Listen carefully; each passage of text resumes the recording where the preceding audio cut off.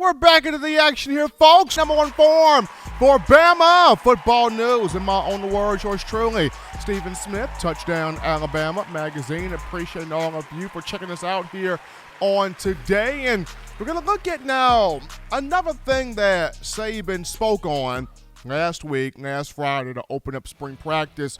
He touched on the coaching staff, the new staff, especially the new hires brought in during the offseason. Saban likes the staff. He is very confident about the staff. He's high on this group of assistant coaches. Really likes what he has assembled and put together, especially on the field. And there was a word that Coach mentioned. He said, we're more balanced now.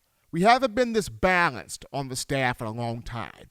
We've had some imbalance in recent years, but now we've got guys that can teach at every position.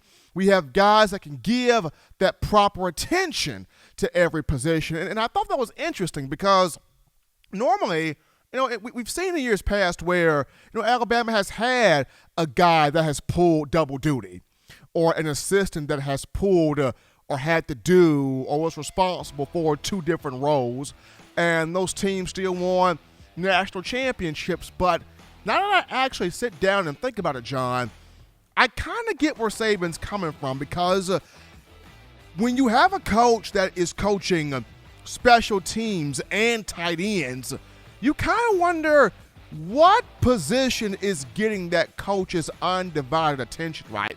When you're coaching two different spots, which spot is really getting that cultivation, that teaching, that mentorship, that tutelage? Which position is really getting the nutrients from that coach when he has to pull double duty, so to speak? Somebody's getting the short end of the stick. And Saban brought up where in 2018, when Coach Loxley was on staff, or 2017 when Coach Loxley was on staff, Alabama had 5 guys dedicated to specific roles on defense.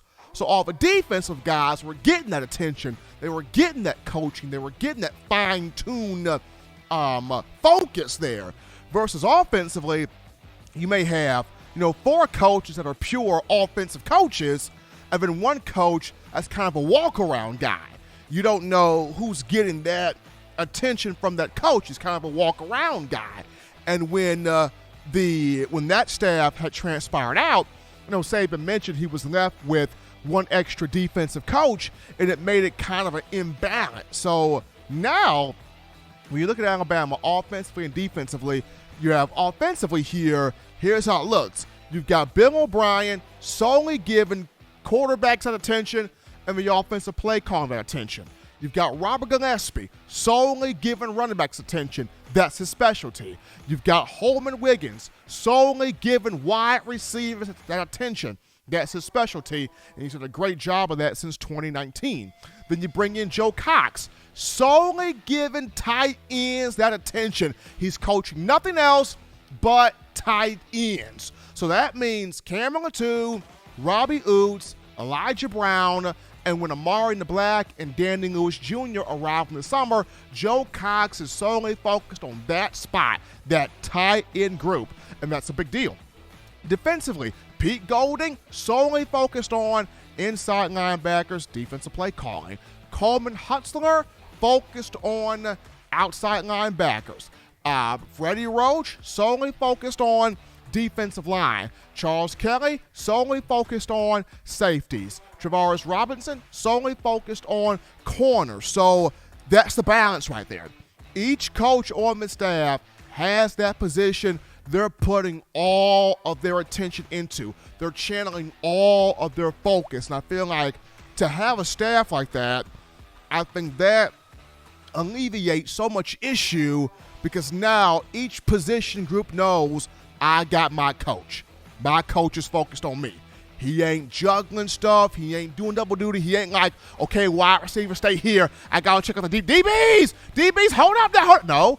You solely focused on wide receiver. You don't have a coach that's got tight ends, y'all good. And we go special teams. Nope. That coach is solely on tight ends.